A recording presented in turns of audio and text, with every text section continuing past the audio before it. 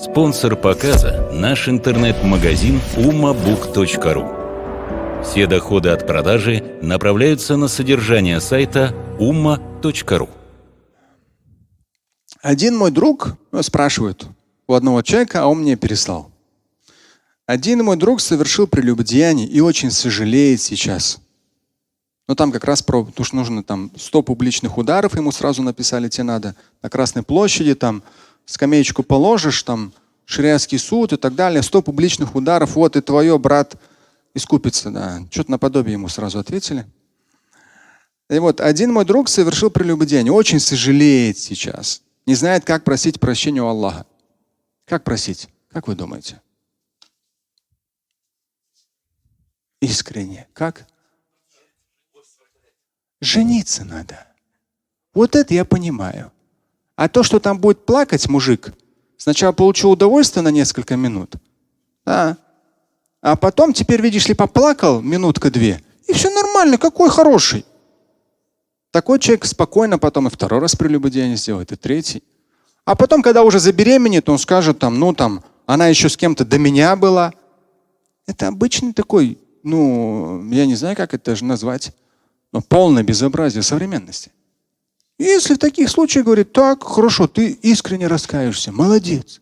Неважно, сколько у нее было до этого мужчин. Ты же с ней переспал? Отлично. Все, а теперь женись. Да нет, она такая-сякая. А что? А как? Не понял. Ты же хотел исправиться. Ты же хотел раскаяться. Ты же с ней переспал. Вот женись. На всю жизнь. Пусть будет твоя неповторимая единственная. Нарожаешь вместе с ней детей. Будешь воспитывать в мусульманской этике. Все. И никогда не будешь его упрекать, что она до этого с кем-то отношения имела. Ты же такой же, как и она. А может, и хуже в 10 раз. Может, она ни с кем не имела до этого отношения, а ты имел. Вот будет твое искреннее раскаяние. Искреннее сожаление. Супер! И больше никогда уже прелюбодеяния не сделаешь. Потому что ты прочувствовал, как это взять на себя,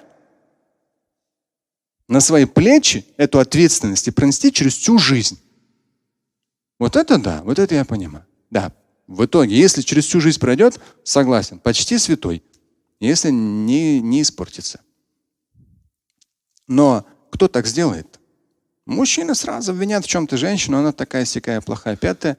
Родственники сразу отговорят, скажут, она такая плохая, сякая, пятая. Мужик же он всегда нормальный, неважно с каким количеством он переспал. А жена у него должна быть обязательно чистая, пречистая и так далее. Ничего подобного.